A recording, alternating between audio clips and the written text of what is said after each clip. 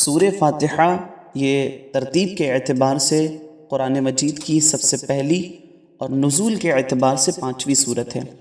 اس کو فاتحہ اس لیے کہتے ہیں کہ اس سے قرآن مجید کا افتتاح ہوتا ہے۔ اس کی اہمیت کا اندازہ اس سے لگایا جا سکتا ہے کہ اس کی قرأت کو فرض نماز کی پہلی 2 رکعت اور باقی تمام نمازوں کی ہر رکعت میں واجب قرار دیا گیا۔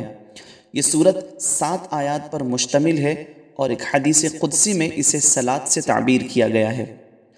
اللہ تعالیٰ نے فرمایا کہ میں نے نماز کو اپنے اور اپنے بندے کے درمیان تقسیم کر دیا ہے، یعنی جب بندہ الحمدللہ رب العالمین پڑھتا ہے تو اللہ تعالیٰ کی طرف سے ندا آتی ہے کہ میرے بندے نے میری حمد بیان کی، اور جب بندہ الرحمن الرحیم پڑھتا ہے تو اللہ تعالیٰ کی طرف سے ندا آتی ہے کہ میرے بندے نے میری ثنا کی، اور جب بندہ مالکی یوم الدین پڑھتا ہے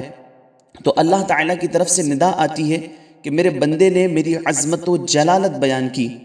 یا بندے نے اپنے آپ کو میرے سپرد کر دیا۔ اور جب بندہ ایاک نعبد و ایاک نستعین پڑھتا ہے تو اللہ تعالیٰ کی طرف سے ندا آتی ہے یہ میرے اور میرے بندے کے درمیان مشترک ہے، یعنی عبادت صرف میری کی جائے گی اور ہر مشکل میں مدد کے طلبگار کی مدد کی جائے گی۔ اور جب بندہ اہدنا الصراط المستقیم سے ولا الضالین تک پڑھتا ہے تو چونکہ یہ کلمات دعا کے ہیں اور بندہ اللہ تعالیٰ کی طرف سے صراط مستقیم پر قائم و دائم رہنے کی دعا مانگتا ہے تو اللہ تعالیٰ کی طرف سے ندا آتی ہے کہ یہ میرے بندے کے لیے ہے اور میرے بندے نے جو سوال کیا اسے وہ عطا ہوگا۔ ایصال ثواب کے موقع پر دعا کے لیے اسے پڑھا جاتا ہے، اس لیے اس کا نام فاتحہ پڑ گیا۔ سورہ فاتحہ کو سورۃ الدعاء، سورۃ المسئلہ، سورۃ الشفاء، سورۃ الکنز، سورۃ الواقعہ، سورۃ الکافیہ، سورۃ الرقیہ، سورۃ الحمد کے ناموں سے بھی موسوم کیا گیا ہے۔ اس میں اللہ تعالیٰ کی حمد و ثنا اور اس کی عظمت کا بیان ہے، اور اس امر کا بیان ہے کہ عبادت کا حقدار صرف اسی کی ذات ہے۔ اس امر کا بیان ہے کہ عبادت کی حقدار صرف اسی کی ذات ہے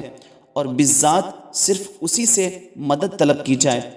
اس میں اللہ تعالیٰ کی بارگاہ سے دعا اور التجا کے آداب بیان کیے گئے ہیں۔ اس میں اللہ تعالیٰ سے ہدایت کی دعا کی گئی ہے۔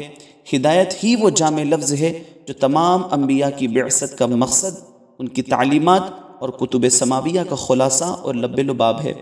اسی لیے اسے اس قرآن مجید کا خلاصہ بھی قرار دیا گیا ہے۔